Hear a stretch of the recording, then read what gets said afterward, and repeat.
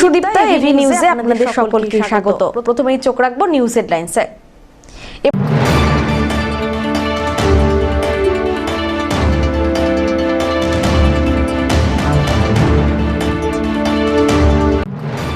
উদ্বোধন হলো জলপাইগুড়ি রামকৃষ্ণ মিশন আশ্রমের অধীনস্থ ছাত্রাবাসের। উদ্বোধন করলেন জলপাইগুড়ি রামকৃষ্ণ মিশন আশ্রমের সম্পাদক শিবপ্রেমানন্দজি মহারাজ।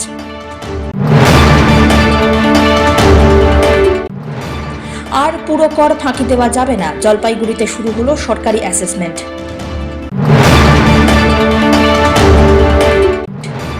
10ই মার্চ ব্রিগেডে জনগর্জন সভার ডাক তৃণমূলের। তার আগে জলপাইগুড়ির 9 নম্বর ওয়ার্ডের পিলখানায় উপাসনা ক্লাবের মাঠ থেকে র্যালির আয়োজন।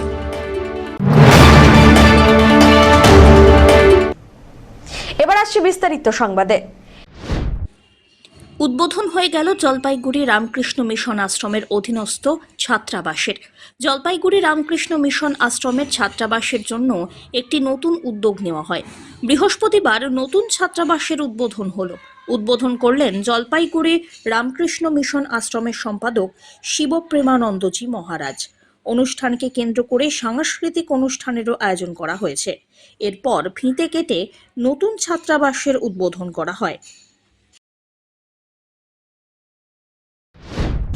रामकृष्ण मिशन आश्रम अनेक बच्चों के जो हॉस्टेल टाइकने चला है আমি শুনেছি এটা একদম প্রথম থেকে ভেরি বিগিনিং থেকে এই অ্যাক্টিভিটি এখানে চলে আসছে। তো আমরা ঠিক 2-3 বছর আগে এটাকে আরো বেটার করার জন্য IOCL के हमारा अप्रोच करला इंडियन ऑयल कॉर्पोरेशन लिमिटेड के और हमारे के इमीडिएटली এটা एग्री হলো। আমাদের আগে গ্রাউন্ড প্লাস 1 ছিল, এই গ্রাউন্ড প্লাস 1 के এই সেকেন্ড ফ্লোর আমরা অ্যাড করলাম। টিনের ঘর ছিল আগে, এটাকে রিমুভ করে এটা স্ল্যাব করে তারপরে এটা উপরে কনস্ট্রাকশন করা হয়েছে। অমিত বণিকের রিপোর্ট, এভি নিউজ।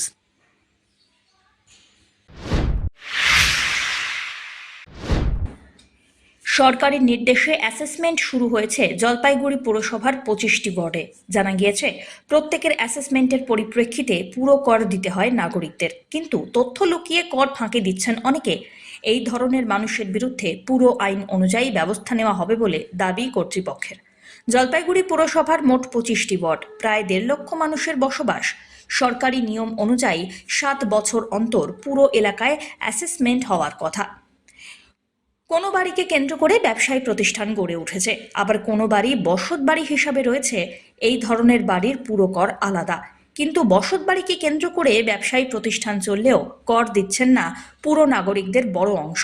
অন্যদিকে বসত বাড়ির কর দিয়ে বাড়ি ভাড়া দেওয়া হচ্ছে পুরসভার নাম জারি না করে।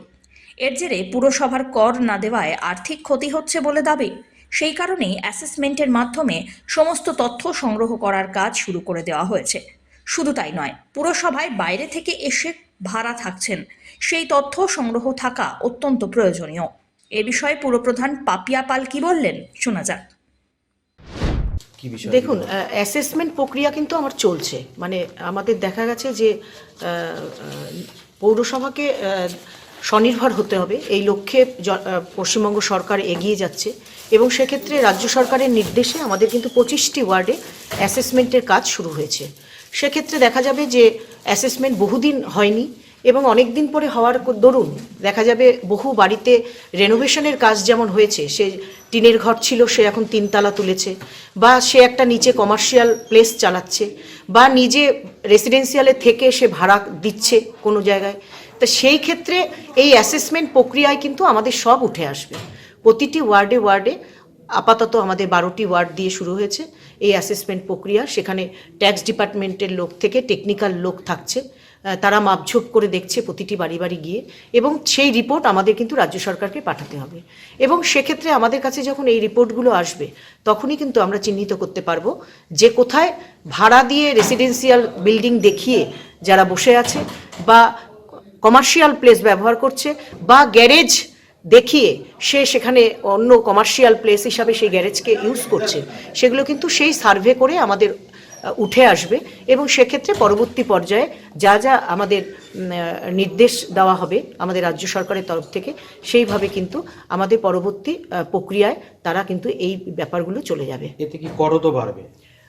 নিশ্চয়ই রাজ্য সরকারের সেটাই মোটিভ, যে অ্যাসেসমেন্টের ওপরে আমরা দেখতে পাচ্ছি জলপাইগুড়ি শহরেই বোধহয় এইরকম যে আমরা কোয়ার্টারলি 30 টাকা 50 টাকা কোয়ার্টারলি ট্যাক্স দিচ্ছি, অথচ থাকছি 3 তলা বাড়িতে 4 তলা বাড়িতে। তো এটাও মানবিকতা। আমি ব্যবহার করছি শহরের জল, রাস্তা, সমস্ত কিছু পরিষেবা নিচ্ছি, অথচ আমি কোয়ার্টারলি 30 টাকা ট্যাক্স দিচ্ছি 5 তলা বাড়িতে। এটা তো চলতে পারে না।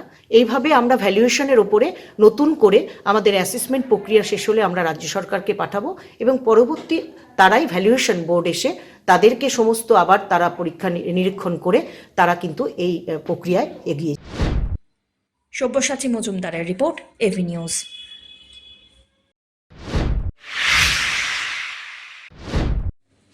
আগামী 10ই মার্চ ব্রিগেডের জনগর্জন সভার ডাক দিয়েছে তৃণমূল।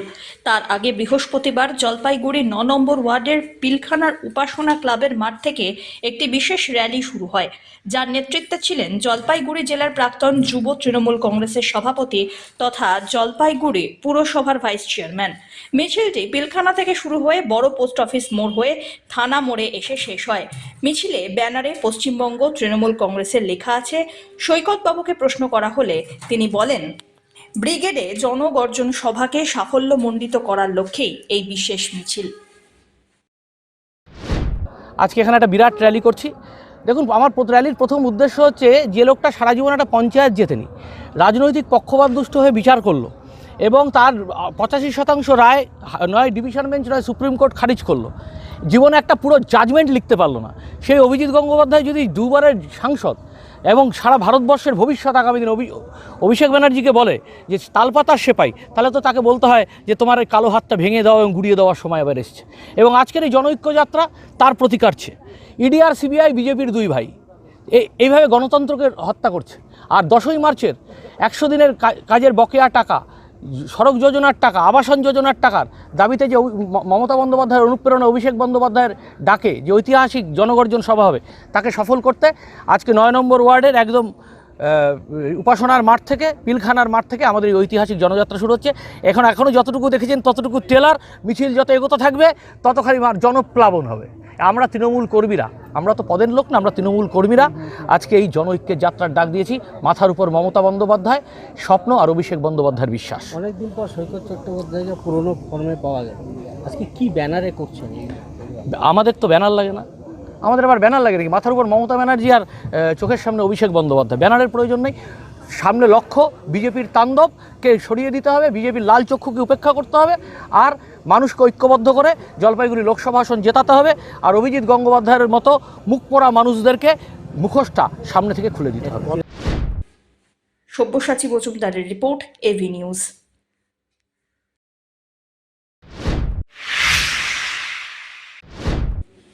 রাজ্য সরকারের কন্যাশ্রী প্রকল্পের অধীনে বৃহস্পতিবার জলপাইগুড়ি সেন্ট্রাল বালিকা বিদ্যালয়ের আর্থিক সাক্ষরতা নিয়ে এক শিবিরের আয়োজন করা হলো।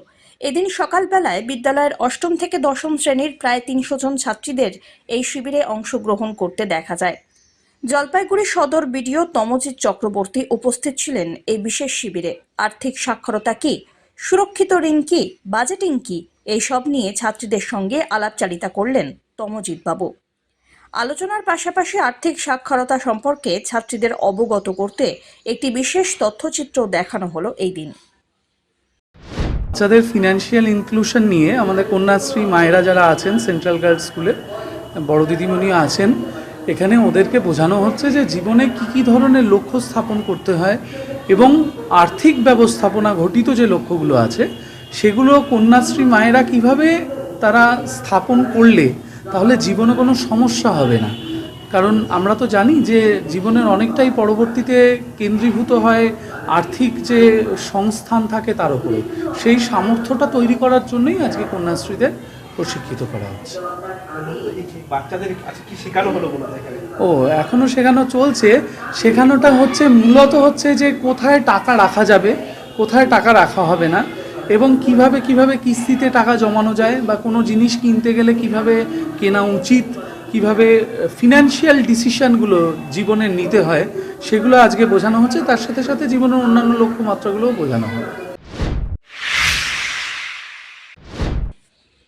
একাধিক দাবিতে সরব অল খ্রিশ্চান মাইনরিটি অর্গানাইজেশন। বৃহস্পতিবার জেলা শাসকের দপ্তরে একটি স্মারকলিপি প্রদান করলেন এই সংগঠনের সদস্যরা।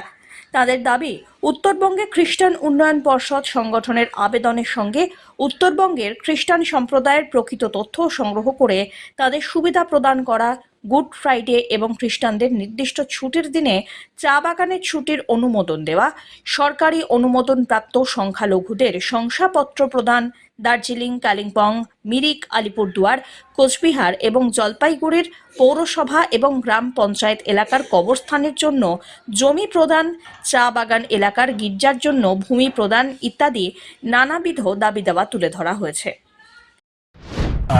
চা বাগানে আমাদের এনওসি আমরা পাই না চাষ তৈরি করার জন্য।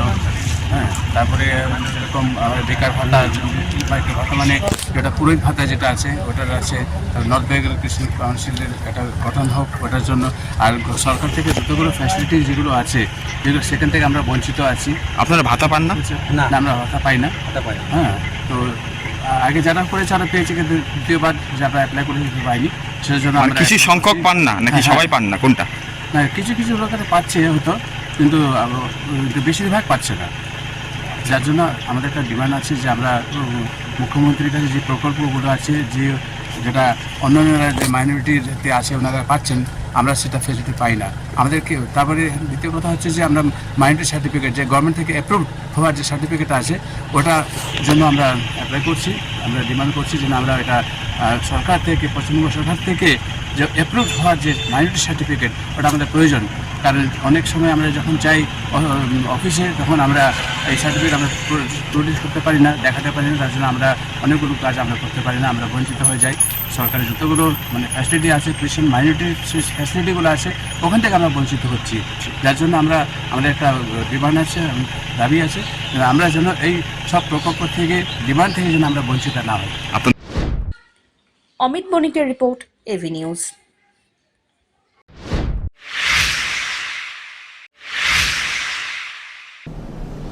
নিয়ে নিচ্ছে ছোট্ট একটি বিরতি, ফিরে আসছি বিরতির পর, সঙ্গে থাকুন। পশ্চিমবঙ্গ সরকার যুব কল্যাণ বিভাগের যৌথ উদ্যোগে আয়োজিত শতাধিক যুব কম্পিউটার প্রশিক্ষণ কেন্দ্রগুলির মধ্যে জলপাইগুড়ির সদর যুব কম্পিউটার প্রশিক্ষণ কেন্দ্র একটি। এখানে যুব কল্যাণ বিভাগের নির্ধারিত বিভিন্ন কোর্স রয়েছে, যেমন সিআইটিএ, ডিআইটিএ, সিএফএস, ডিএফএস, অটোক্যাড ইত্যাদি। মাধ্যমিক ও উচ্চ মাধ্যমিক পরীক্ষার্থীরা আবেদনযোগ্য। এখানে একজনকে একটি কম্পিউটারের সাহায্যে অভিজ্ঞ শিক্ষক দ্বারা প্রশিক্ষণ দেওয়া হয়। তাই দেরি না করে নিজের ভবিষ্যৎকে স্বনির্ভর করতে যোগাযোগ করুন শিল্প সমিতি পাড়া, নিয়ার বেগুনটারি, সুহৃদ লেন যুব কম্পিউটার প্রশিক্ষণ কেন্দ্রে। আরও বিস্তারিত জানতে দেখুন গভর্নমেন্ট ওয়েবসাইট www.wbyouthservice.government.in। ফের মানবিকতার পরিচয় দিলেন রাজগঞ্জের বিডিও। এক অসহায় পরিবারের মেয়ের বিয়ের জন্য সাহায্যের হাত বাড়িয়ে দিলেন বিডিও প্রশান্ত বর্মন। রাজগঞ্জ ব্লকের শিকারপুর গ্রাম পঞ্চায়েতের ভান্ডিবাড়ি গ্রামের বাসিন্দা সাধন রায়, তার মেয়ে সুচিত্রা রায়ের বিয়ের ঠিক হয় পানিকৌড়ি গ্রাম পঞ্চায়েতের ফুটকিপাড়া গ্রামের বাসিন্দা নিত্যানন্দ রায়ের ছেলে মানবের সঙ্গে। কিন্তু বিয়ে ঠিক হলেও অর্থের অভাবে বিয়ে দিতে পারছিলেন না সাধনবাবু। সেই খবর শুনে রাজগঞ্জের বিডিও প্রশান্ত বর্মন একাধিক সরঞ্জাম সহ আর্থিক সাহায্যের জন্য এগিয়ে আসেন।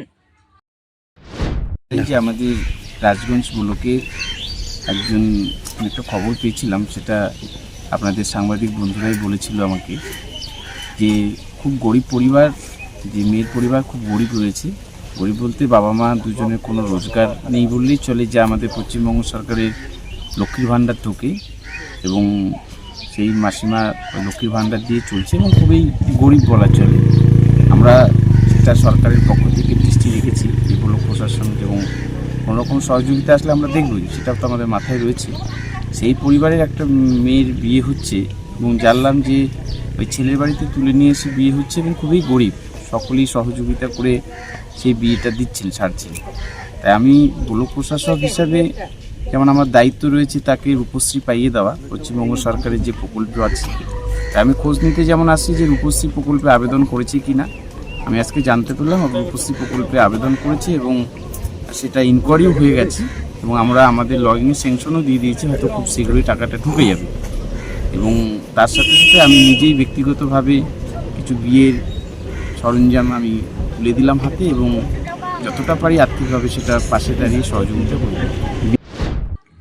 বিডিও প্রশান্ত বর্মনের এই উদ্যোগকে সাধুবাদ জানিয়েছেন এলাকাবাসী।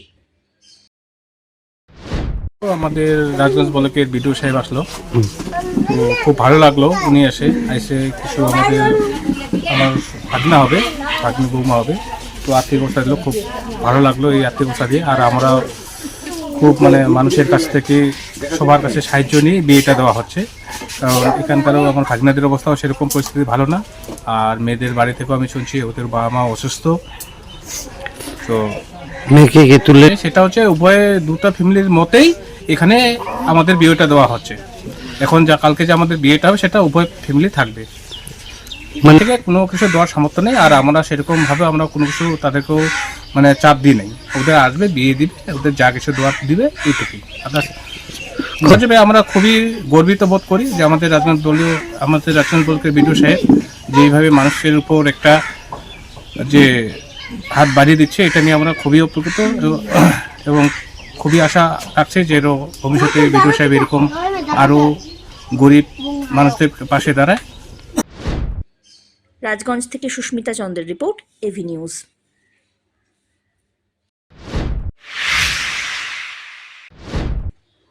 তেষট্টি বছরের পুরনো শিব মন্দির, শিবরাত্রি উপলক্ষে নতুন রূপে সেজে উঠেছে মন্দির। নতুন শিবলিঙ্গ নিয়ে আসা হয়েছে ভক্তদের দিকে তাকিয়ে। রাজগঞ্জ ব্লকের বিন্নাগুড়ি গ্রাম পঞ্চায়েতের আমবাড়ি ফালাকাটা শ্রী শ্রী শিব ও কালিকা মন্দির, করতোয়া ব্যারেজ ও আমবাড়ি পুলিশ ফাঁড়ির উদ্যোগে শিবরাত্রি উপলক্ষে নবরূপে সাজিয়ে তোলা হয়েছে শ্রী শ্রী শিব ও কালিকা মন্দিরকে। 63 বছরের পুরনো এই মন্দির দীর্ঘদিন ভগ্নদশায় পরিণত হয়েছিল।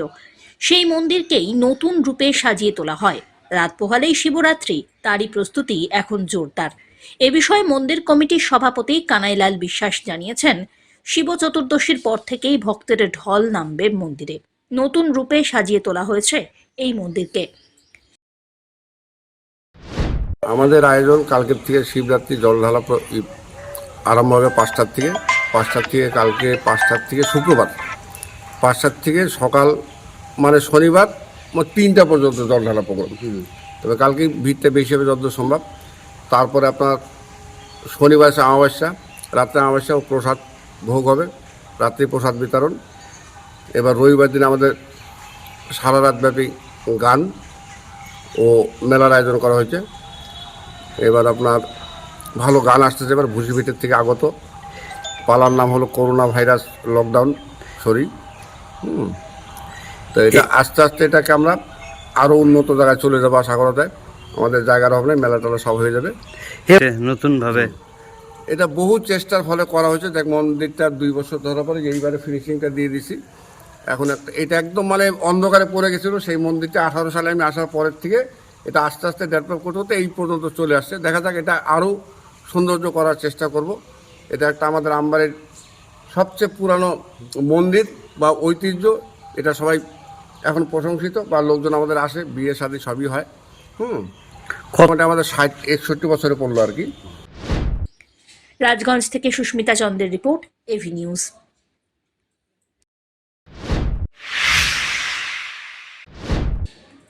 মহাদেবের যাওয়ার পালা, একের পর এক মূর্তি যাবে ভক্তের বাড়ি। শিবরাত্রি উপলক্ষে মহাদেবের মূর্তি তৈরির কাজ এখন প্রায় শেষ, শুধুই সময়ের অপেক্ষা। শুক্রবার শিবরাত্রি, কুমোরটুলিতে এখন চলছে শেষ পর্যায়ের কাজ। প্রায় তৈরি হয়ে গিয়েছে শিবের মূর্তি। 2-3 বছর ধরে শিবরাত্রি উপলক্ষে ঘরে ঘরেই শিব পুজোর আয়োজন করা হয়। কোথাও বড় আকারের, কোথাও ছোট আকারে শিবের মূর্তির চাহিদা থাকে। কম বেশি করে জলপাইগুড়ি শহরের বিভিন্ন জায়গায় শিব পুজোয় মগ্ন থাকেন ভক্তরা। সেই কারণেই মূর্তির চাহিদা বেড়েছে বাজারে। শিবরাত্রির আগে কুমোরটুলিতেও দেখা গেল ব্যস্ততা। এখন শিবরাত্রি উপলক্ষে যে কালী পূজা হয় এবং শিবের পূজা হয়, এই দুইটা নিয়েই প্রস্তুতি চলছে। আগামীকাল শিবরাত্রি, সেই প্রস্তুতি শেষ দিকে, এখন রঙের কাজ শেষের দিকে, এখন কাপড় চোপড় পরাবো, চুল লাগাবো। এরপরে অর্ডার হবে 20-22টা হবে সব মিলে। হ্যাঁ, বাড়ছে, আগের থেকে বেড়ে গেছে, যে কোনো পূজায় বেড়ে গেছে। এখন সেই কারণটা আমরা ঠিক বুঝতে পারি না, বাড়ছে, পূজা পার্বণের দিকে একটু ঝোঁক হয়ে যাচ্ছে।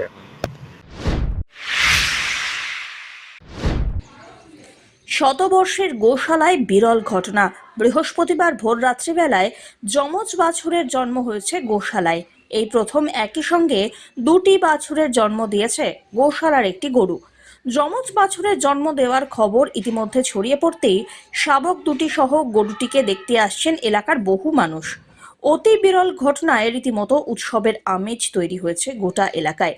গোশালা মন্দির কমিটির কর্মকর্তা শঙ্কর মালাকার বলেন, 111 বছরের গোশালায় এই প্রথম একই সঙ্গে দুটি বাছুরের জন্ম হলো। বাছুর দুটিকে দেখার জন্য বৃহস্পতিবার সকাল থেকেই অসংখ্য মানুষের ভিড় দেখা যায়। মায়ের পাশে সবসময় নেচে বেড়াচ্ছে বাছুর দুটি। সব মিলিয়ে এক আলাদা আনন্দের পরিবেশ তৈরি হয়েছে গোশালা পরিবারে। রাত্রে জলপাইগুড়ি গোশালাতে প্রথমবার দুটি বাচ্চা হয়, একসঙ্গে জোড়া বাচ্চা গরু। এটা আমরা আজ পর্যন্ত 111 বছরের ইতিহাসে দেখিনি। যেটা মানুষের তো হয়ে থাকে, কিন্তু গরু যে দুটি বাচ্চা একসঙ্গে হয়, এটা প্রথমবার যত করি। দুটো কি বাচ্চা? দুটি ছেলে বাচ্চা। তার আগে সেটাই ভেবে নিতে হবে। শিব ঠাকুরের আশীর্বাদ, কৃষ্ণ তো এখানে আছেই সবসময়, এবার শিবেরও আশীর্বাদ পড়েছে বলে দুটো বাচ্চা একসঙ্গে হয়েছে। অমিত বণিকের রিপোর্ট, এভি নিউজ।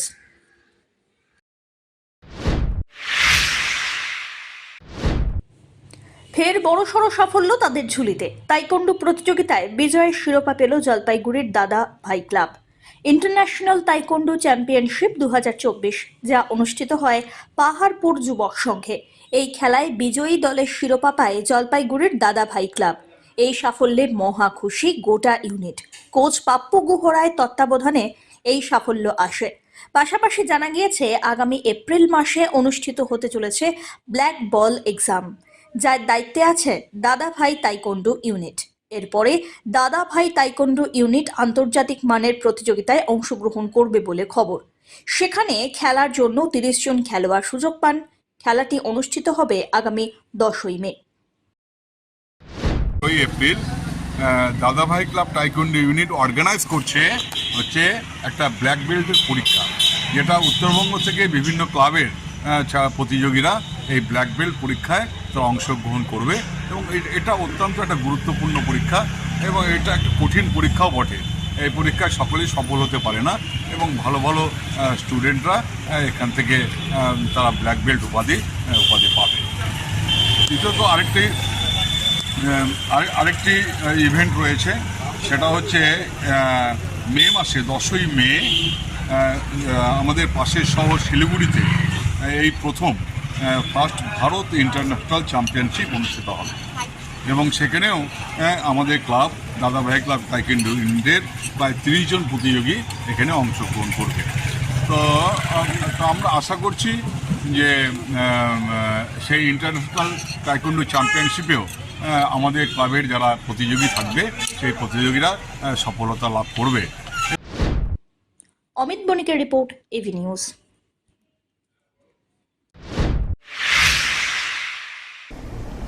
শেষ করবার আগে নিউজ হেডলাইন্স আরো একবার।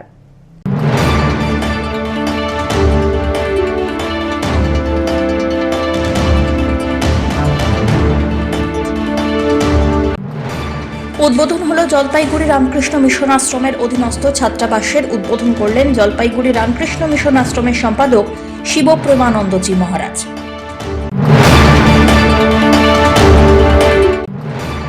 আর পুরো কর ফাঁকি দেওয়া যাবে না, জলপাইগুড়িতে শুরু হলো সরকারি অ্যাসেসমেন্ট।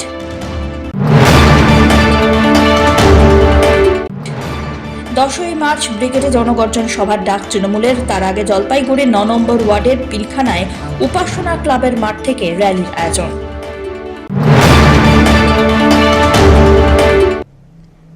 এখনকার মতন এভি নিউজ এ পর্যন্তই। পরবর্তীতে আসছি আরো সংবাদ নিয়ে। দেখতে থাকুন আমার ভিশন। নমস্কার।